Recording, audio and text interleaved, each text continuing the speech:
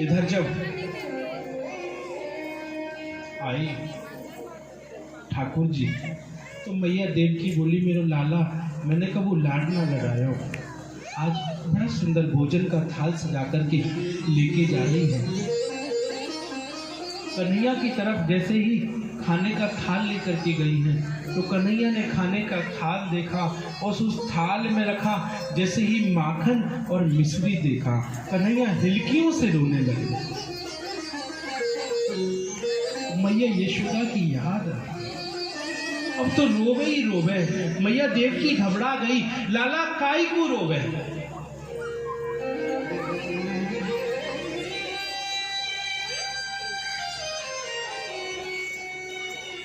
उद्धव जी को बुलाया है, मित्र है उद्धव जी, बृहस्पति के शिष्य हैं। देखियो काहे को रोवे मेरो कन्हैया।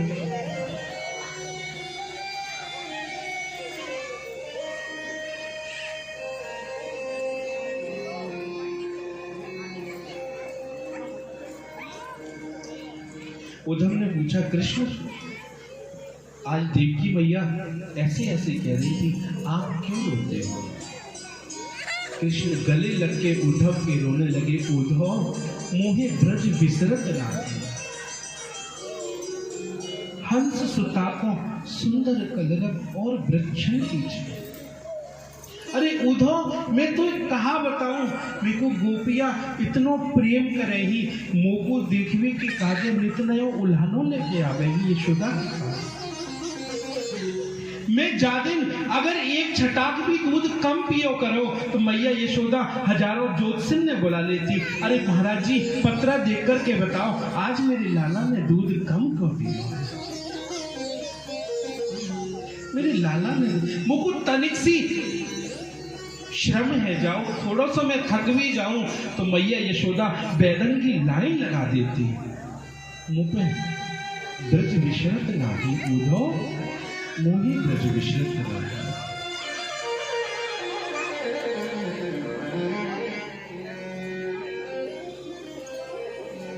इन ब्रज की गोपियों की मैं सर्वस्व हूं। किशोरी राधा रानी की तो मुझ पर विशेष कृपा है, पर मैंने इतना बड़ा अन्याय किया है इनके साथ। मैं परसों की कह के आयो, आज मुझे बरसों हो गए। मेरी याद मेरी बाट निहारती होंगी। उद्धव आप एक बार वृंदावन जाओ,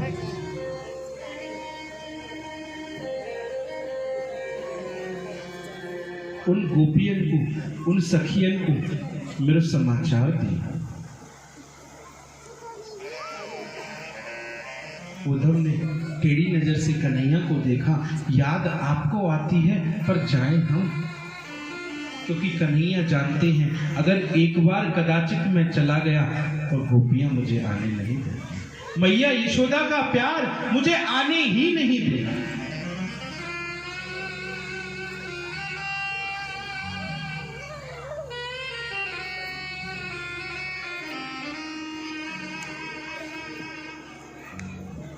बृहस्पति का शिष्य है उद्धव, ज्ञान तो बहुत है पर प्रेम नहीं। ज्ञान बहुत है, प्रेम नहीं। जहां ज्ञान हो और प्रेम ना हो कदाचित वहां ईश्वर की प्राप्ति होगी।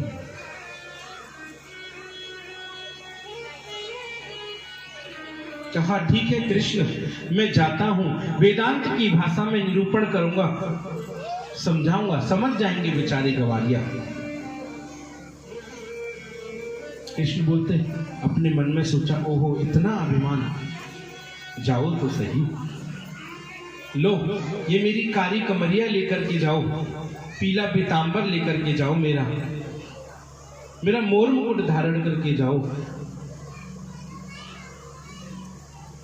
अगर मेरा कुछ चिन्ह ब्रजवासी देखेंगे तभी वो बात करेंगे, वरना वो तुमसे बात करना भी उचित नहीं समझे।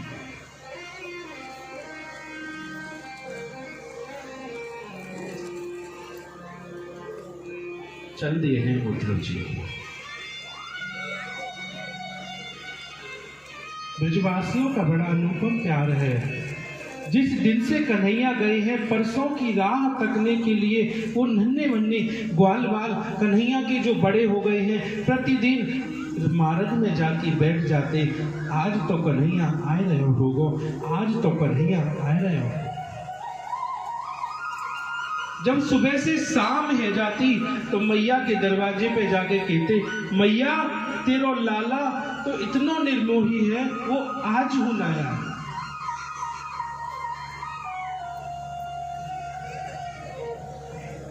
प्रतिदिन का यही नियम चल रहा है। एक दिन देखा सामने से कोई बड़ा सुंदर रथ आ रहा है, उछल पड़े, अरे मेरो लाला आए गयो, मेरो कन्हैया आए गयो।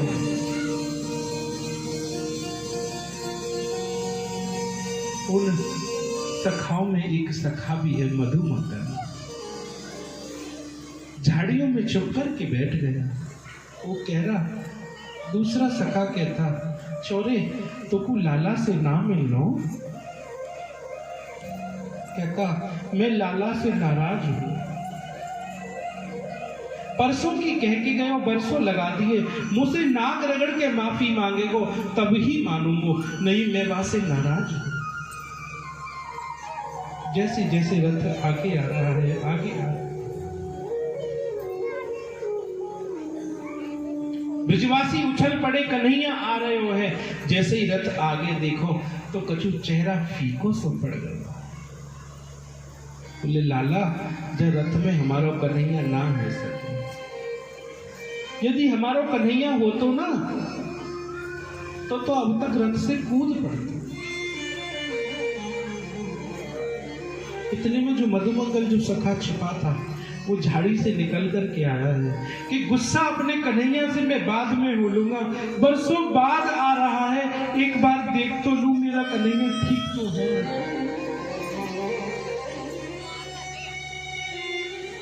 खूब माफी मंगवा लूंगा पर एक बार देख लूं मेरा कन्हैया सही तो है।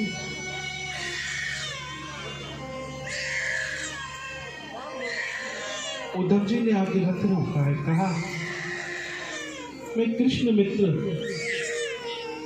उद्धव हूं, उन्होंने भेजा है मुझे, उनको याद आती है आपकी इसलिए मुझे भेजा है। ब्रजवासी बोले, वारे कन्हैया परसों की कह के गए हो और बरसों बाद याद भी आ गई, तो मित्र भेजती हो, खुद ना आया।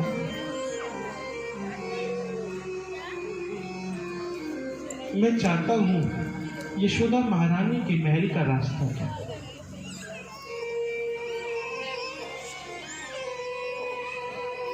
सखा बोले,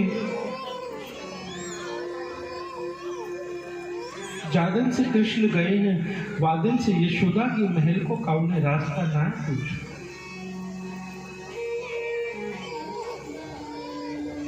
उद्धव, ये जल देखते हो, ये जो पानी आ रहा है देखते। उद्धव कहते हैं, हाँ हाँ पानी आ रहा है। बोले, यह पानी के किनारे किनारे चले जाओ, जहां से इस जल का उद्गम है, जहां से इस पानी का उद्गम है, वो ही श्री यशोदा का महल है। उद्धव, कदापि आप ये ना समझ लेना कि ये कोई पानी है। हजारों गैया, सैकड़ों गोपियां, नंद यशोदा कृष्ण की विरह में दिन रात रोते रहते हैं। ये उस नदी का किनारा है, ये कोई साधारण जल नहीं है, ये वो गोपियों के विरह का किनारा है जिसमें यशोदा रानी 24 घंटे कृष्ण की याद में रो।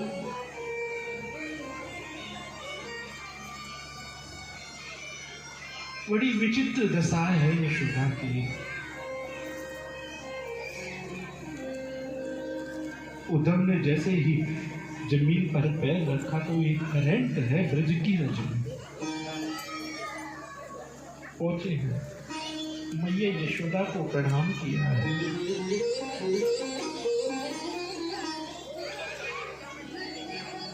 मैया, कृष्ण मित्र उद्धव, मैं आपको प्रणाम करता हूं। मैया कह रही, ने तनक सो हौले बोल, मेरो लाला पालने में सो रहे हो। अगर तेने तेज बोलो तो मेरो लाला जग जाए।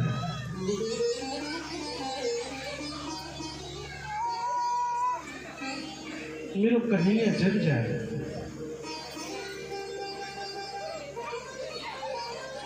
उद्धव के दिमाग में झटका लगा है।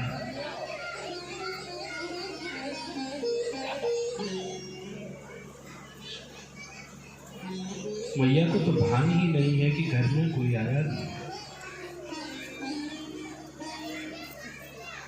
एक सेकंड को भान भी नहीं है कि घर में कोई आया नहीं। नंद बाबा से बढ़ती, तुम जैसे दुष्ट हृदय को मैंने आज तक ना देखे। अरे अपने बालक को छोड़कर चले आए, अपना बालक छोड़ दियो तुमने।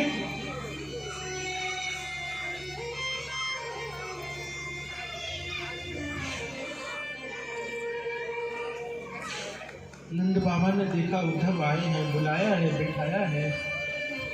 माता यशोदा की जैसे ही चेतना जागी है।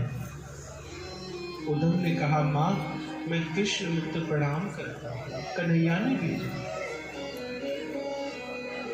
कह रही है, अरे तुमको कन्हैया ने भेजो है, मेरे लाला ने भेजो है। ये बता, मेरो लाला अच्छो तो है, देवकी बात को ध्यान तो रखे। उद्धव, मेरो मन ना लगे मेरे लाला के। मैंने सुनी है मेरो लाला राजा बन गए हैं। हाँ मैया, मैंने सुनी है कि महल में बहुत सारी दास दासी भी है। हाँ मैया, तो उद्धव, मैं हाथ जोड़ के कहूं तो से उन दास दासिन में अगर 2 दास दासी की जरूरत हो तो नंद और यशोदा को ले चल। मैं दासीपन के सेवा कर लूंगी, कम से कम अपने लाला को देख तो लूंगी।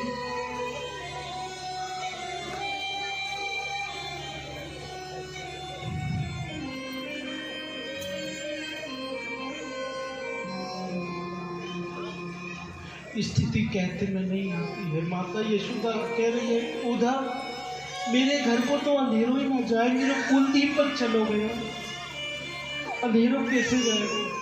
ललिता विशाखा खूब ही दिए जोरे, पर मेरे घर को अंधेरों ना जाए।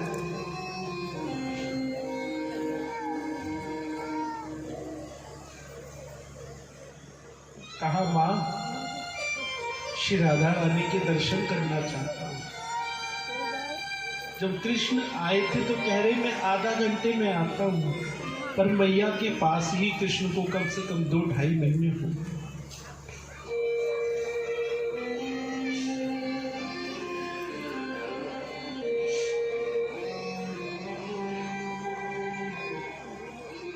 अब कृष्ण मां को प्रणाम नहीं करते हैं, मां के चरणों को प्रणाम, मां के चरणों की धूलि को प्रणाम करते हैं।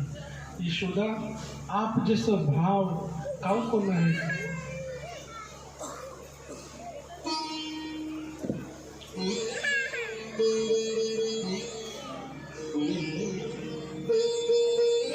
श्री राधा रानी के पास गए, अभी प्रवेश नहीं किया निकुंज में। कुंज में सारी सखियां बैठी हैं, अपना अपना वृतांत बताती है। किशोरी जी मध्य बैठी है। एक सखी कह रही, मेरे घर रात को कृष्ण आए और माखन चुरा के चले गए। कोई कुछ, कोई कुछ, कोई कुछ।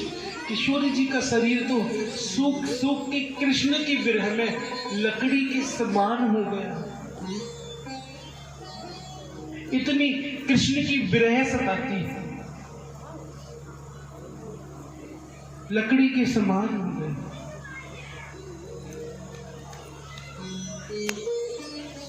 किशोरी जी से पूछा, ए प्रियाजू, हम सबसे ज्यादा सन्मुख तो कृष्ण आपके ही थे ना। क्या आपके सपनों में कन्हैया नहीं आते?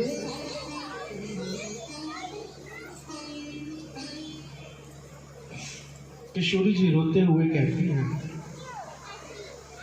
सखी जादिन सो श्याम सुंदर ब्रज को छोड़ करके गए हैं न, तादिन से मेरे नैनन में नींद आई ही ना है, तादिन से मैं सोई ही नहीं।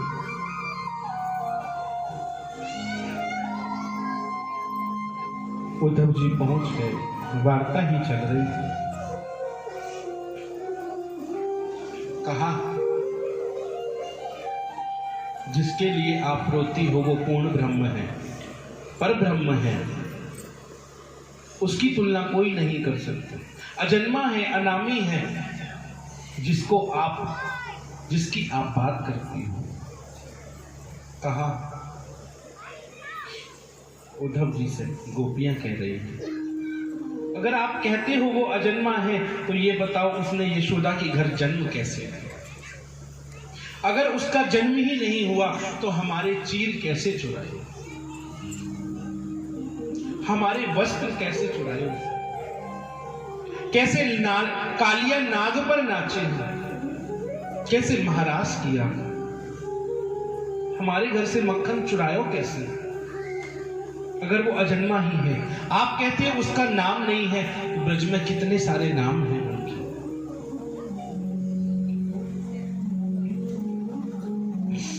बड़ी विचित्र स्थिति है। उद्धव समझा रहे हैं,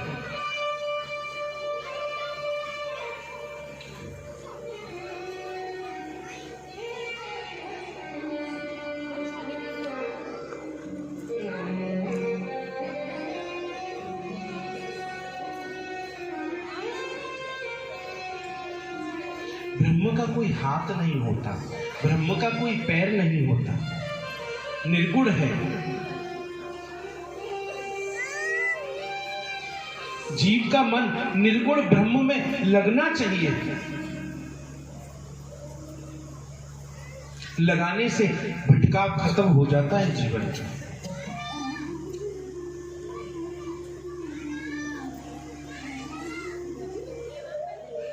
एक गोपी ने कहा, कृष्ण आप कह रहे हो मन को लगाना चाहिए, पर जिसके पास मन ही ना हो वो किसको लगाए? ब्रह्म में मन को लगाना अच्छी बात है, पर जिसके पास मन ही ना हो वो मन को लगाए किसमें? उधो मन ना रहे दसवीं, एक हतो सो गयो श्याम संग, अब को आराधे ईश, उधो मन न भये दशमी। मन तो एक होता है ना,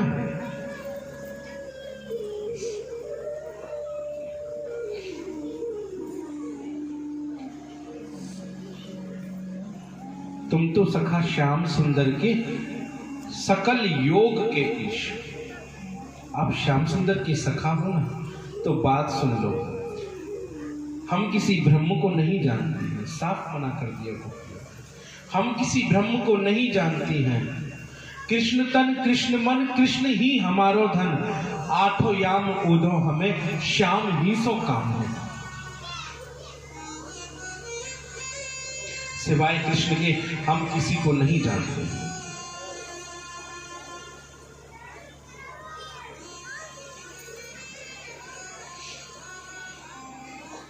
आप कहते हो निर्गुण, निर्गुण का अर्थ होता है जिसमें प्राकृतिक गुण ना हो।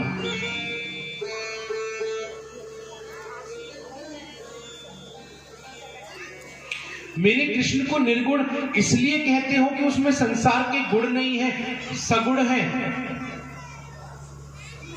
दिव्य गुण विद्यमान है। तुम कहते हो उसके हाथ नहीं है, पैर नहीं है, तो ये बताओ हमारा माखन चुराया कैसे? हमारे साथ नाचे कैसे कन्हैया? और तुम कहते हो वो नाचता नहीं है, किसी की सुनता नहीं है। तो यशोदा कैसे अपने आंगन में नचा रही है? नाचे नंद लाल नचावे हर की मैया।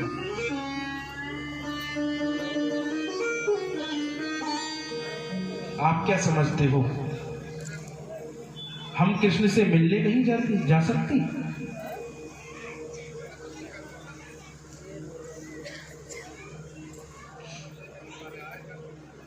आपको अगर ये लगता है कि हम कृष्ण से मिलने के लिए रोती हैं, तो उद्धव यहां से मथुरा दूर है क्या? हम दिन में 3 बार जाकर के वापस आ सकती हैं।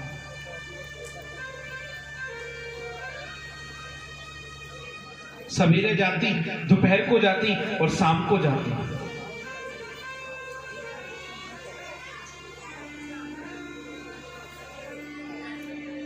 चाहे कृष्ण हमें जीवन भर तड़पाएं, हमारे हृदय से लगाकर चाहे हमें पीस दें, चाहे हमें जीवन भर ना मिले, पर ये गोपियां श्री कृष्ण के अलावा किसी और को नहीं चाहे।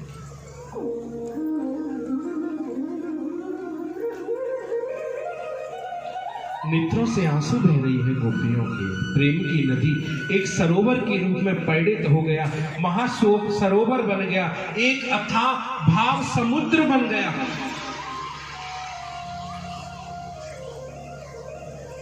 और उस समुद्र में उद्धव जैसी ज्ञानी ने गोता लगाया और पता ही नहीं चला 7 महीने कब गुजर गए। कह के क्या आए थे? आधा घंटे में वापस आ जाओ। आज उद्धव को 7 महीने हो गए। शरीर को 7 महीने बाद जब होश आया और अपने आप को गोपियों के चरणों में देखा, सजल हो गए नेत्र, अश्रु प्रवाह हो रहे हैं उद्धव जी के।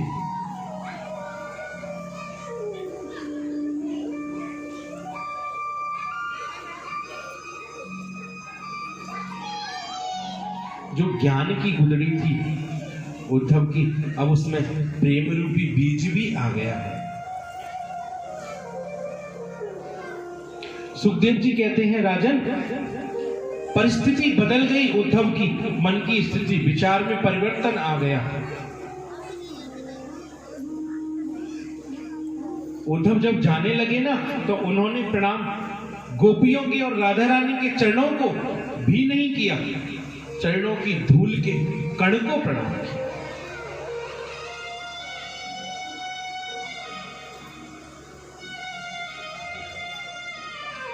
कहने लगे, दो देवियों, मैं आपको वचन देता हूं,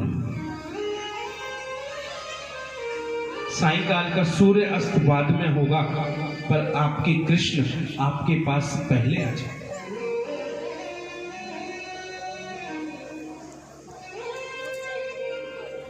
उद्धव ने दौड़ लगा ली है मथुरा की तरफ। ओधो सूदो है चलो, सुन गोपिन के बोल, ज्ञान बजाई डुमडुमी और प्रेम बजायो ढोल। मीराबाई ने कभी शांत होकर नहीं कहा, वो तो कहती, मेरो तो गिरधर गोपाल दूसरो ना को, जाके सिर मोर मुकुट मेरो पति सो। मैं तो कहूंगी बजा के ढोल गिरधर मेरा है। चले गए। भगवान ने जाकर के पास पहुंचे हैं। भगवान बोले, आओ ज्ञानी जी।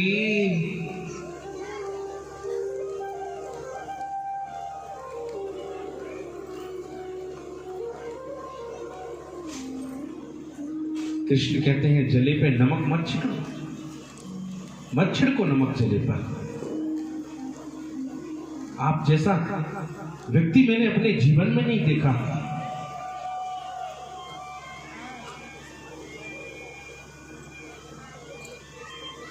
हे कृष्ण, आप उन ब्रजवासियों से दूर रह कैसे सकते हो?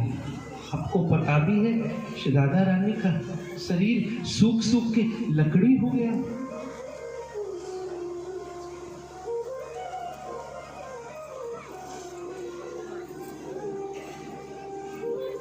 श्री किशोरी जी का शरीर दिन रात आपके विरह में जलती रहती है।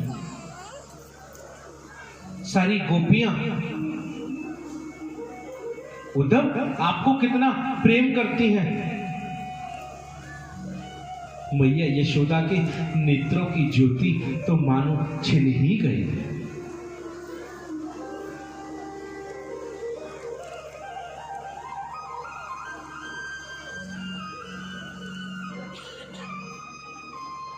आपको पता भी है एक ब्रजवासी ने क्या कहा?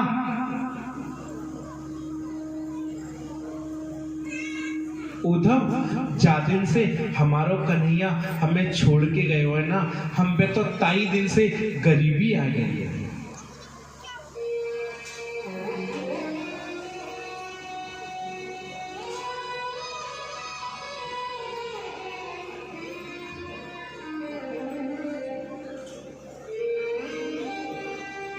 एक बार जो इस भाव में रम जाता है, भाव सारे अच्छे हैं पर गोपियों का भाव जिसमें है उसकी तुलना कोई नहीं कर सकता।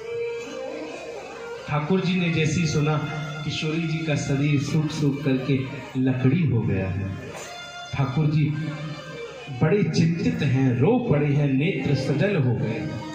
आइए श्री राधा रानी को हम भी प्रणाम करें।